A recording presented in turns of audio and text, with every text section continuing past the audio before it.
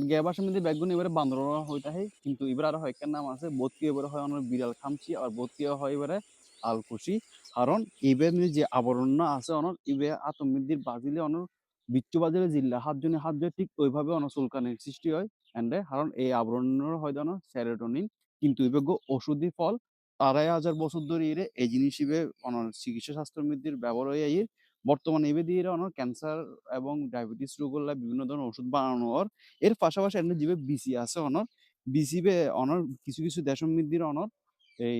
coffee হিসেবে ব্যবহার করা হয় ব্রাজিলের মধ্যে কফি হিসেবে কফির বিকল্প হিসেবে এন্ড বিসি জিবা আছে তারা খাই থাকে জিবা আছে অনর ফাতাবে কিন্তু অনর সবজি হিসেবে কিন্তু